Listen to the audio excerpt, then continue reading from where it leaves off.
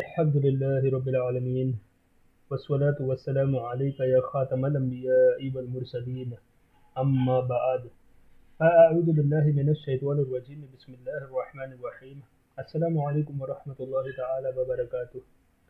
آج جو ہے ہم کتاب سیرت مصطفیٰ صلی اللہ تعالی علیہ وآلہ وسلم حضرت علامہ مولانا مفتی عبد المصطفیٰ اعظمی علیہ رحمۃ اللہ تعالی علیہ کی لکھی ہوئی کتاب کا مبارک درس سماعت کریں گے۔ پیج نمبر 93 سے لے کر کے 106 تک انشاءاللہ یہ ہمارا لیسن نمبر 6 ہے۔ اس ٹاپک پر خدیجہ رضی اللہ تعالی عنہا نے خود حضور نبی اکرم صلی اللہ تعالی علیہ وآلہ وسلم سے بیان کیا ہے کہ وہ خود ان کے الفاظ میں یہ ہے: انی قد رغبت فیک لحسن خلقک وصدق حدیثک، یعنی میں نے آپ صلی اللہ تعالی علیہ وآلہ وسلم کے اچھے اخلاق اور آپ علیہ الصلوۃ والسلام کی سچائی کی وجہ سے آپ علیہ الصلوۃ والسلام کو پسند کیا۔ سبحان اللہ۔ بحوالہ زرقانی علی المواہب جلد 1 صفحہ نمبر 200۔ حضور صلی اللہ تعالی علیہ وآلہ وسلم نے اس ارشاد کو، یعنی جو شادی کا پیغام آیا تھا نا، نکاح کا جو پیغام آیا تھا، اس ارشاد کو اپنے چچا ابو طالب اور خاندان کے دوسرے بڑے بوڑھوں کے سامنے پیش فرمایا۔ بھلا حضرت خدیجہ رضی اللہ تعالی عنہا جیسی پاک دامن، شریف، عقل مند اور مالدار عورت سے شادی کرنے کو کون نہ کہتا۔ سارے خاندان والوں نے نہایت خوشی کے ساتھ اس رشتے کو منظور کر لیا اور نکاح کی تاریخ مقرر ہوئی، اور حضور صلی اللہ تعالی علیہ وآلہ وسلم حضرت حمزہ رضی اللہ تعالی عنہ اور ابو طالب وغیرہ اپنے چچاؤں اور خاندان کے دوسرے افراد اور شرفاء بنی ہاشم اور سرداران مضر کو اپنی بارات میں لے کر حضرت بی بی خدیجہ رضی اللہ تعالی عنہا کے مکان پر تشریف لے گئے اور نکاح ہوا۔ اس نکاح کے وقت ابو طالب نے نہایت ہی فصیح اور بلیغ، یعنی بہت شاندار فصاحت کے ساتھ، ایک دم فلوئنسی کے ساتھ اور بلیغ خطبہ پڑھا۔ اس خطبے سے بہت اچھی طرح اس بات کا اندازہ ہو جاتا ہے کہ اعلان نبوت سے پہلے آپ صلی اللہ علیہ وسلم کے خاندان کے بڑے بوڑھوں کا آپ علیہ الصلوۃ والسلام کے متعلق کیسا خیال تھا، اور آپ علیہ الصلوۃ والسلام کے اخلاق اور عادات نے ان لوگوں پر کیسا اثر ڈالا تھا۔ سبحان اللہ۔ ابو طالب کے اس خطبے کا ترجمہ یہ ہے: تمام تعریف اس خدا کے لیے ہے جس نے ہم لوگوں کو حضرت ابراہیم علیہ السلام کی نسل اور حضرت اسماعیل علیہ السلام کی اولاد میں بنایا، اور ہم کو معاد اور مضر کے خاندان میں پیدا فرمایا، اور اپنے گھر یعنی کعبۃ اللہ کا نگہبان بنایا، اور اپنے حرم کا منتظم بنایا، اور ہم کو علم اور حکمت والا گھر اور امن والا حرم عطا فرمایا، اور ہم کو لوگوں پر حاکم بنایا۔ یہ میرے بھائی کا فرزند محمد ابن عبداللہ صلی اللہ تعالی علیہ وآلہ وسلم ہے۔ یہ ایک ایسا جوان ہے کہ قریش کے جس شخص کا بھی اس کے ساتھ موازنہ کیا جائے، یعنی برابری کی جائے، یہ اس سے ہر شان میں بڑا ہوا ہی رہے گا۔ ہاں، مال اس کے پاس کم ہے، لیکن مال تو ایک ڈھلتی ہوئی چھاؤ اور دل بدل ہونے والی چیز ہے۔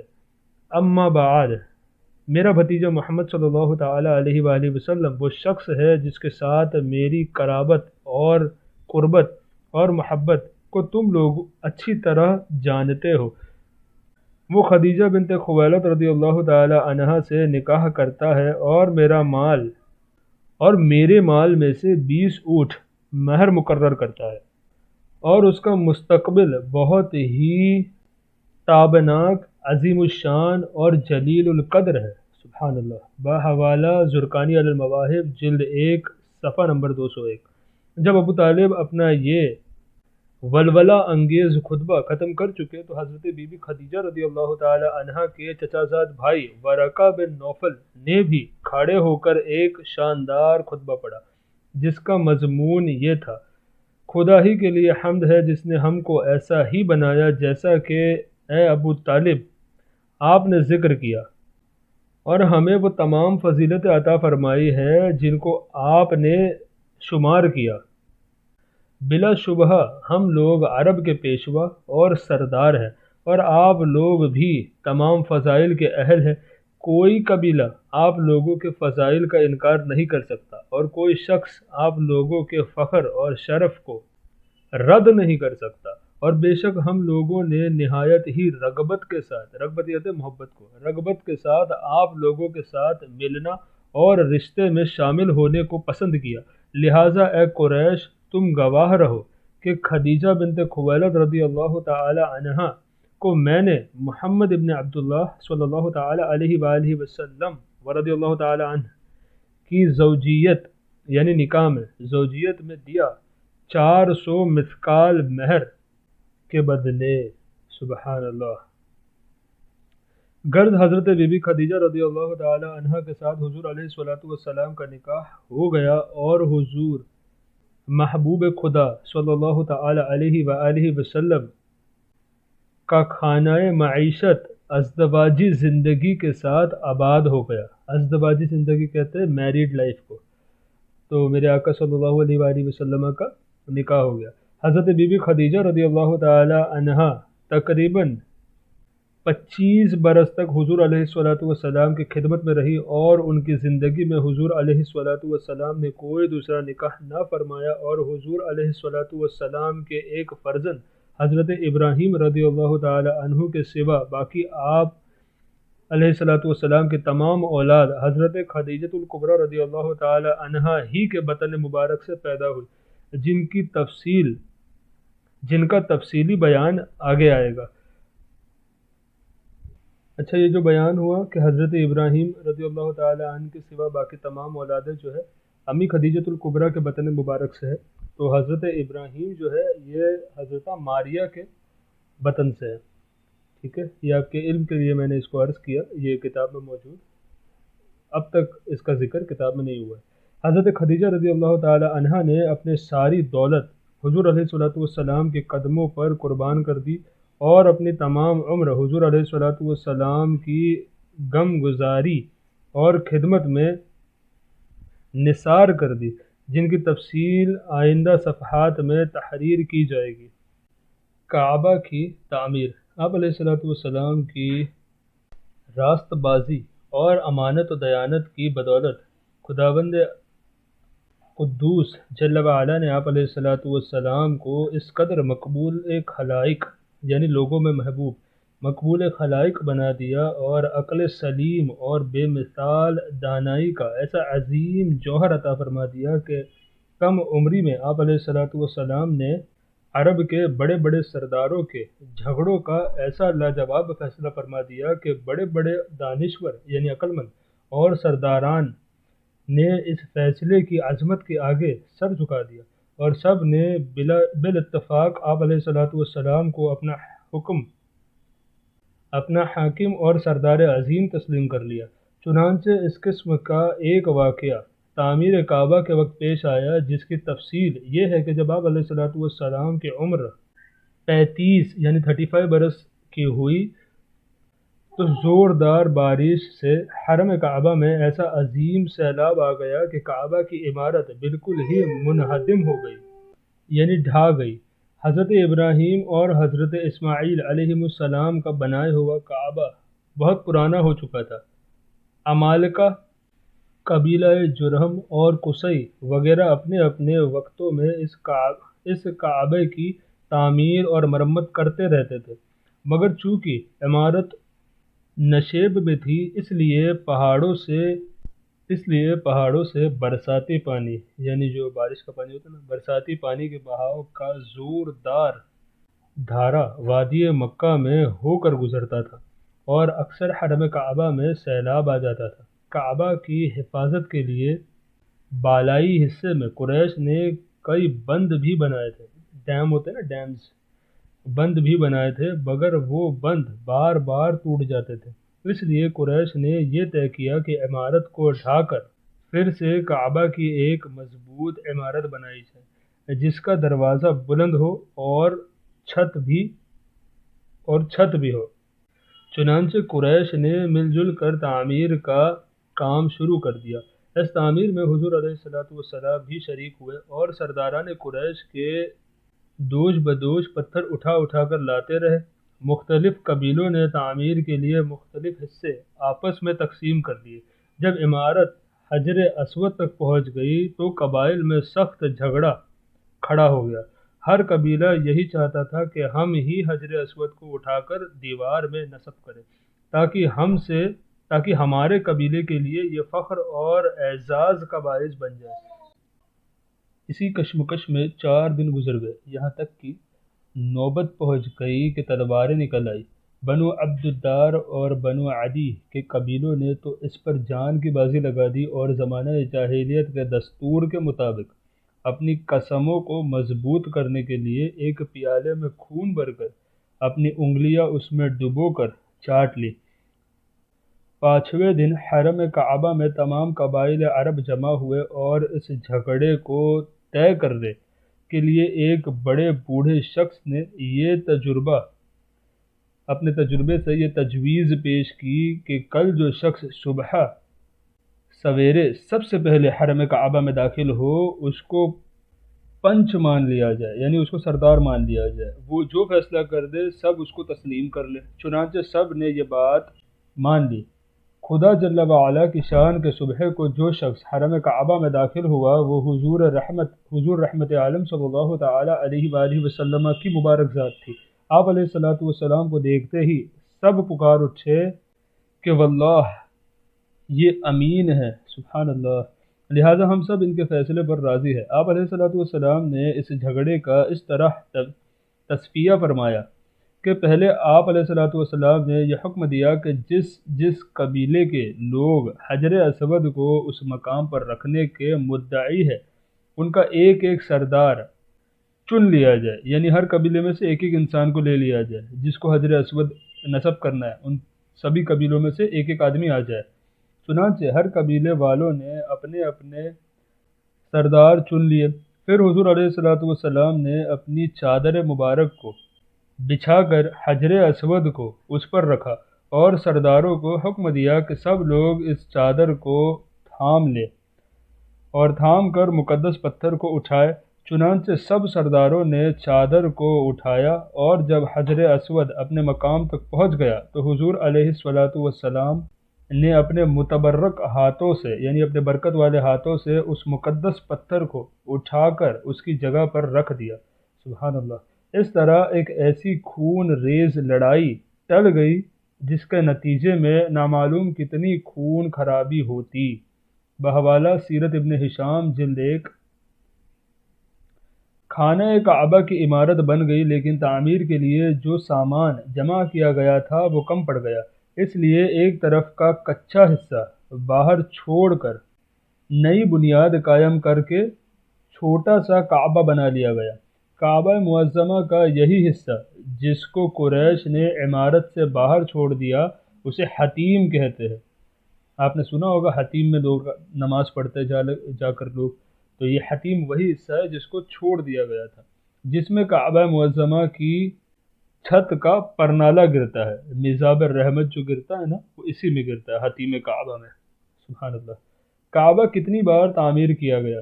حضرت علامہ جلال الدین سیوطی رحمۃ اللہ تعالی علیہ نے تاریخ مکہ میں تحریر فرمایا ہے کہ خانہ کعبہ 10 مرتبہ تعمیر کیا گیا۔ نمبر 1، سب سے پہلے فرشتوں نے ٹھیک بیت المعمور کے سامنے زمین پر خانہ کعبہ کو بنایا۔ بیت المعمور یہ وہ کعبہ ہے جو ہمارے قبلہ کے ٹھیک اوپر 7ویں آسمان پر فرشتوں نے اس کو تعمیر فرمایا اور فرشتے اس کا طواف کرتے ہیں، اسے بیت المعمور کہتے ہیں۔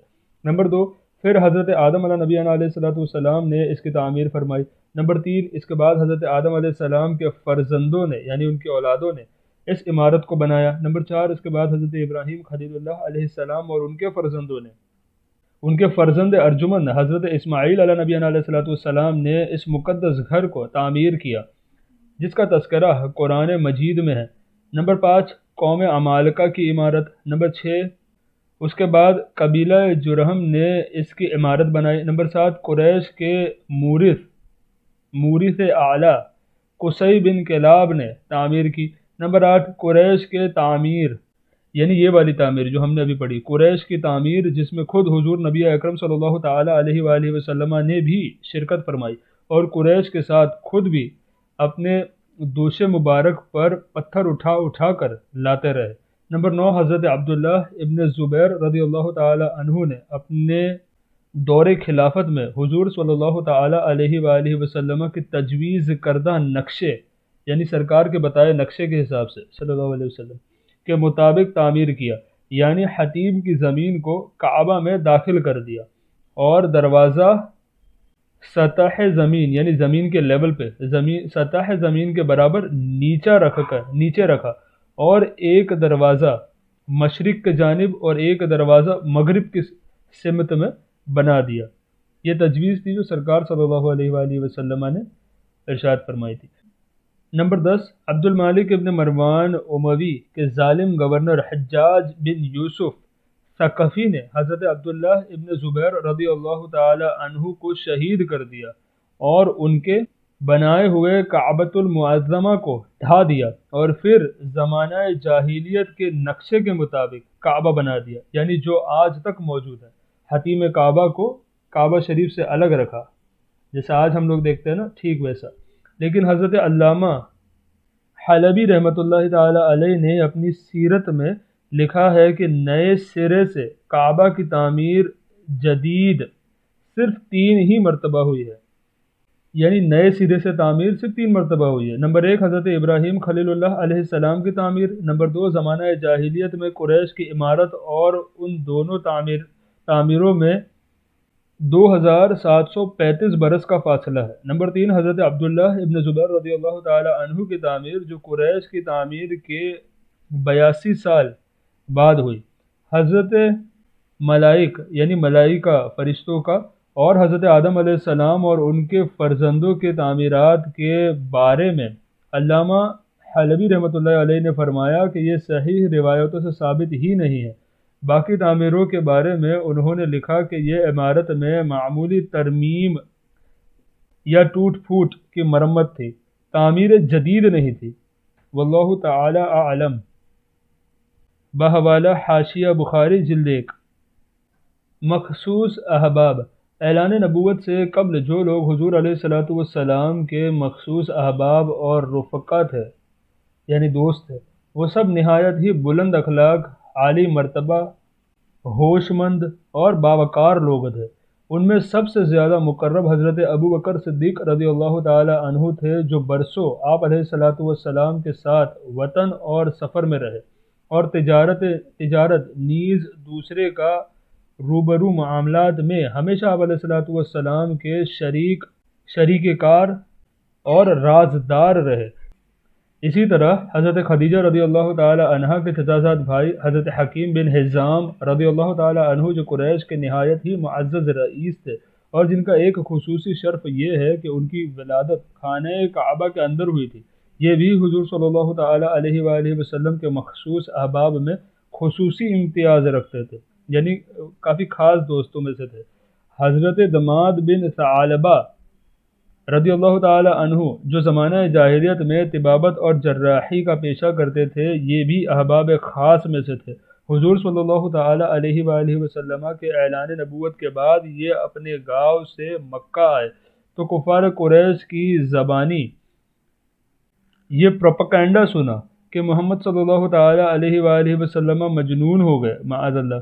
پھر یہ دیکھا کہ حضور علیہ الصلوۃ والسلام راستے میں تشریف لے جا رہے ہیں اور آپ علیہ الصلوۃ والسلام کے پیچھے لڑکوں کا ایک گول ہے جو شور مچا رہا ہے اور آپ علیہ الصلوۃ والسلام کے پیچھے لڑکوں کا ایک گول ہے جو شور مچا رہا ہے۔ یہ دیکھ کر حضرت دماد بن ثعلبہ رضی اللہ تعالی عنہ کو کچھ شبہ پیدا ہوا اور پرانی دوستی کی بنا پر ان کو انتہائی رنج اور قلق ہوا۔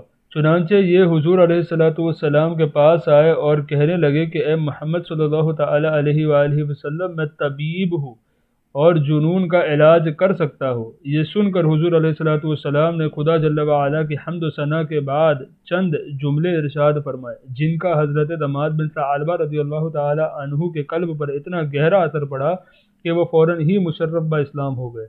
سبحان اللہ۔ بحوالہ مشکات باب علامات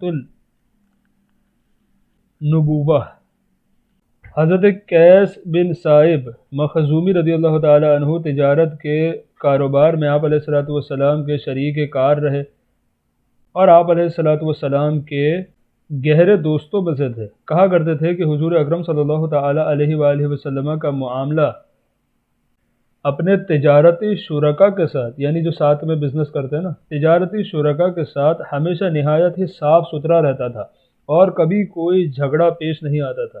سبحان اللہ۔ موحدین عرب سے تعلقات۔ موحد کہتے ہیں وہ جو ایک خدا کی عبادت کرتے ہیں، یعنی ہم ہیں نا اللہ تبارک و تعالیٰ کی عبادت کرتے ہیں، صرف اسی کی عبادت کرتے ہیں، تو ہم بھی موحد ہیں۔ تو موحدین عرب سے تعلقات۔ عرب میں اگرچہ ہر طرف شرک پھیل گیا تھا اور گھر گھر میں بت پرستی کا چرچا تھا، مگر اس ماحول میں بھی کچھ ایسے لوگ تھے جو توحید کی پرستار اور شرک اور بت پرستی سے بیزار تھے، یعنی عاجز آ گئے تھے، کنٹال گئے تھے یہ جہالت کو دیکھ کر کے۔ انہی خوش نصیبوں میں زید بن عمرو بن نفیل بھی ہے۔ یہ علل اعلان شرک اور بت پرستی سے انکار اور جاہلیت کے مشرکانہ رسموں سے نفرت کا اظہار کرتے تھے۔ یہ حضرت عمر رضی اللہ تعالی عنہ کے چچا زاد بھائی ہے۔ شرک اور بت پرستی کے خلاف اعلان مذمت کی بنا پر ان کا چچا خطاب بن نفیل ان کو بہت زیادہ تکلیفیں دیا کرتا تھا، یہاں تک کہ ان کو مکۃ المکرمہ سے شہر بدر کر دیا تھا اور ان کو مکۃ المکرمہ میں داخل نہیں ہونے دیتا تھا، مگر یہ ہزاروں ایذاؤں کے بعد، یعنی اتنی تکلیف سہنے کے باوجود عقیدہ توحید پر پہاڑ کی طرح ڈٹے ہوئے تھے۔ چنانچہ آپ کے دو شعر بہت مشہور ہے جن کو یہ مشرکین کے میلوں اور ان کے مجمعوں میں بآواز بلند سنایا کرتے تھے۔ اس کا مفہوم یہ ہے، یعنی کیا میں ایک رب کی اطاعت کروں یا 1000 رب کی؟ سبحان اللہ۔ یعنی کیا میں ایک رب کی اطاعت کروں یا 1000 رب کی، جبکہ لوگوں کے دینی معاملات تقسیم ہو چکے ہیں۔ میں نے تو لات اور عزیٰ کو چھوڑ دیا ہے۔ لات اور عزیٰ جو ہے ان کے معبود کا نام تھا، یہ جو خدا کو پوچھتے تھے نا عرب والے، باطل جو خدا کو پوچھتے تھے اس کا نام لات اور عزیٰ تھا۔ اور ہر بصیرت والا ایسا ہی کرے گا، یعنی ہر سمجھ والا جو ہے ایسا ہی کرے گا۔ بحوالہ سیرت ابن ہشام جلد 1۔ یہ مشرکین کے دین سے متنفر ہو کر، یعنی نفرت کر کے دین برحق کی تلاش میں ملک شام چلے گئے تھے۔ وہاں ایک یہودی عالم سے ملے، پھر ایک نصرانی پادری سے ملاقات کی، اور جب آپ نے یہودی اور نصرانی دین کو قبول نہیں کیا تو ان دونوں نے دین حنیف کی طرف آپ کی رہنمائی کی، جو حضرت ابراہیم خلیل اللہ علیہ السلام کا دین تھا، اور ان دونوں نے یہ بھی بتایا کہ حضرت ابراہیم علیہ السلام نہ تو یہودی تھے نہ نصرانی، اور وہ ایک خدائے واحد کے سوا کسی کی عبادت نہیں کرتے تھے۔ یہ سن کر زید بن عمرو بن نفیل ملک شام سے مکۃ المکرمہ واپس آ گئے اور ہاتھ اٹھا کر مکۃ المکرمہ میں بآواز بلند یہ کہا کرتے تھے کہ اے لوگو، گواہ رہو کہ میں حضرت ابراہیم علیہ نبی علیہ السلام کے دین پر ہوں۔ سبحان اللہ، سبحان اللہ، سبحان اللہ۔ بحوالہ سیرت ابن ہشام جلد 1۔ اعلان نبوت سے پہلے حضور علیہ السلام کے ساتھ زید بن عمرو بن نفیل کو بڑا خاص تعلق تھا، اور کبھی کبھی ملاقات بھی ہوتی رہتی تھی۔ چنانچہ حضرت عبداللہ ابن عمر رضی اللہ تعالی عنہما راوی ہے کہ ایک مرتبہ وحی نازل ہونے سے پہلے حضور علیہ السلام کی مقام بلدہ کی ترائی میں زید بن عمرو بن نفیل سے ملاقات ہوئی، تو انہوں نے حضور علیہ السلام کے سامنے دسترخوان پر کھانا پیش کیا۔ جب حضور علیہ السلام نے کھانے سے انکار کر دیا تو زید بن عمرو بن نفیل کہنے لگے کہ میں بتوں کے نام پر ذبح کیے ہوئے جانوروں کا گوشت نہیں کھاتا۔ سبحان اللہ، میں صرف وہی ذبح کھاتا ہوں جو اللہ تبارک و تعالیٰ کے نام پر ذبح کیا گیا ہو۔ پھر قریش کے ذبیحوں کی برائی بیان کرنے لگے، اور قریش کو مخاطب کر کے، یعنی ان لوگوں کے بارے میں بات کرتے، کہنے لگے کہ بکری کو اللہ تبارک و تعالیٰ نے پیدا فرمایا، اور اللہ تبارک و تعالیٰ نے اس کے لیے آسمان سے پانی برسایا اور زمین سے گھاس اگائی، پھر اے قریش تم بکری کو اللہ تبارک و تعالیٰ کے غیر کے نام پر ذبح کرتے ہو۔ کتنی سمجھداری والی، اور ماشاءاللہ کتنی یہ ایسے لوگ ہیں کہ جن کو اللہ تعالیٰ خود ہدایت دیتا ہے، یہ ماشاءاللہ ان سے سیکھنے جیسا ہے۔ اسی لیے ہم سیرت نبویہ کا ٹاپک پڑھ رہے ہیں کہ ان چیزوں کو آج کے فتنے والے دور میں ہم بھی اس چیز کو سیکھیں اور ہمارا ایمان بھی اس طریقے سے پختہ کرے اللہ تعالی ہمیں جو ہے سیکھنے کی، عمل کرنے کی اور دوسروں تک پہنچانے کی توفیق و رفیق عطا فرمائے۔ حضرت اسماء بنت ابو بکر رضی اللہ تعالی عنہ کہتی ہے کہ میں زید بن عمرو بن نفیل کو دیکھا کہ وہ خانہ کعبہ سے ٹیک لگائے ہوئے کہتے تھے کہ اے جماعت قریش، خدا کی قسم میرے سوا تم میں سے کوئی بھی حضرت ابراہیم علیہ السلام کے دین پر نہیں ہے۔ بحوالہ بخاری جلد 1۔ کاروباری مشاغل۔ حضور اقدس صلی اللہ تعالی علیہ وآلہ وسلم کا اصل خاندانی پیشہ تجارت تھا، اور چونکہ آپ علیہ السلام بچپن ہی میں ابو طالب کے ساتھ کئی بار تجارتی سفر فرما چکے تھے، جس سے آپ صلی اللہ تعالی علیہ وآلہ وسلم کو تجارتی لین دین کا کافی تجربہ بھی حاصل ہو چکا تھا۔ اس لیے ذریعہ معاش کے لیے آپ علیہ السلام نے تجارت کا پیشہ اختیار فرمایا، اور تجارت کی غرض سے شام اور بصرہ اور یمن کا سفر فرمایا، اور ایسے راست بازی اور امانت و دیانت کے ساتھ آپ علیہ السلام نے تجارتی کاروبار کیا کہ آپ علیہ السلام کے شرکاء، یعنی ان کے ساتھ جو بھی شریک ہوئے، شرکاء کار اور تمام اہل بازار آپ علیہ السلام کو امین کا لقب سے پکارنے لگے۔ سبحان اللہ۔ اس سے ہمارے تجارت کرنے والے بھائیوں کو بھی سبق حاصل کرنا چاہیے کہ میرے آقا کی سنت ہے کہ تجارت کو امانت اور دیانت کے ساتھ کیا جائے۔ ایک کامیاب تاجر کے لیے امانت، سچائی، وعدے کی پابندی، خوش اخلاقی تجارت کی جان ہوتی ہے۔ ان خصوصیات میں مکۃ المکرمہ کے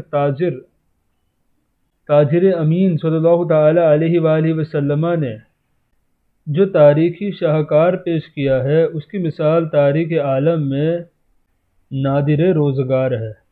یعنی ایک یونیک ایگزامپل سرکار نے جو ہے سیٹ کیا اس زمانے میں جب لوگ اتنے فتنے بازی میں تھے، دھوکہ دڑی میں مبتلا تھے۔ اس زمانے میں میرے آقا نے یہ روزگاری کا ایک طریقہ امانت داری، سچائی کے ساتھ اور وعدے کو پورا کر کے جو سکھایا ہمیں، اس کے بارے میں فرمایا کہ یہ نادر روزگار ہے۔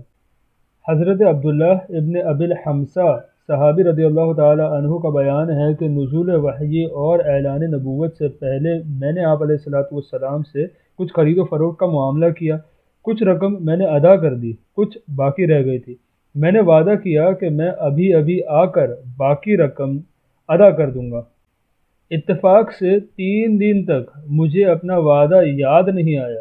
تیسرے دن جب میں اس جگہ پہنچا جہاں میں نے آنے کا وعدہ کیا تھا، تو حضور علیہ السلام کو اسی جگہ منتظر پایا، مگر میرے اس وعدے خلافی سے حضور علیہ السلام کے ماتھے پر ایک ذرہ بل نہیں آیا۔ بس صرف اتنا ہی فرمایا کہ تم کہاں تھے؟ میں اس مقام پر 3 دن سے تمہارا انتظار کر رہا ہوں۔ اللہ اللہ، سبحان اللہ۔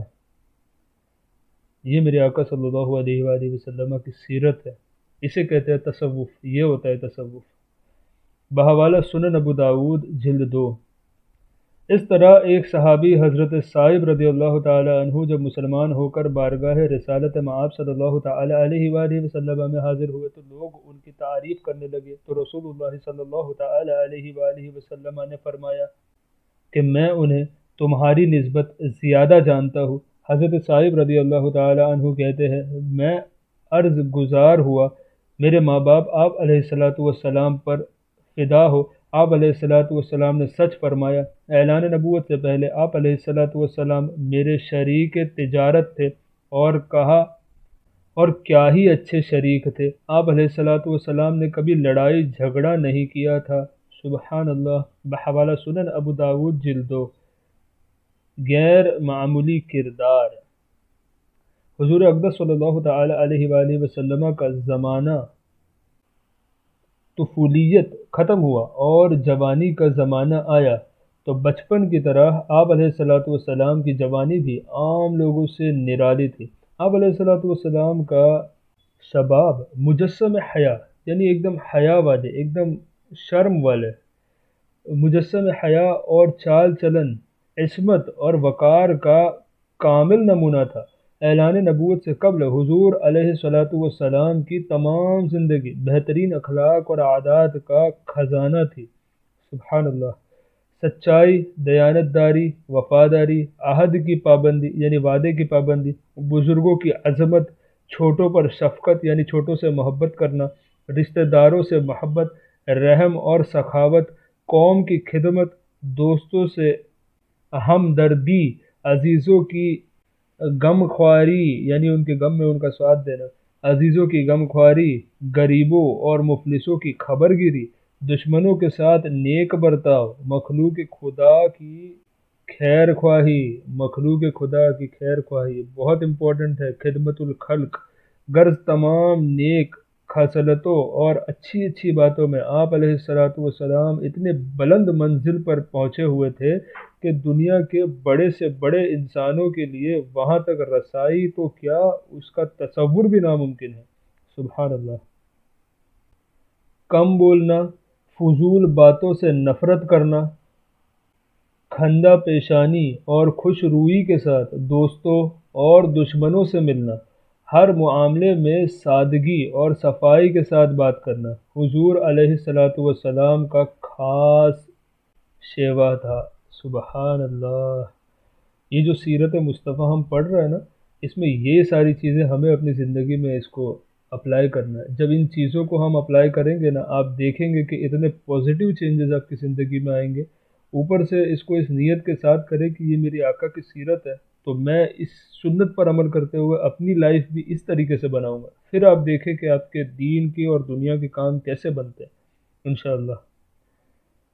حرص، طمع، دغا، فریب، جھوٹ، شراب خوری، بدکاری، ناچ گانا، لوٹ مار، چوری، فحش گوئی، عشق بازی، یہ تمام بری عادتیں اور مذموم خصلتیں یعنی تمام قابل مذمت چیزیں جس کے اوپر اللہ تعالیٰ کی بارگاہ میں گرفت ہوگی، مذموم خصلتیں جو زمانہ جاہلیت میں گویا ہر بچے کے خمیر میں ہوتی تھی، حضور علیہ السلام کی ذات گرامی ان تمام عیوب اور نقائص یعنی سب عیب سے، تمام امپرفیکشن سے پاک اور صاف رہی۔ آپ علیہ السلام کی راست بازی اور امانت و دیانت کا پورے عرب میں شہرا تھا، اور مکۃ المکرمہ کے ہر چھوٹے بڑے کے دلوں میں آپ علیہ السلام کے برگزیدہ اخلاق کا اعتبار اور سب کی نظروں میں آپ علیہ السلام کا ایک خاص وقار تھا۔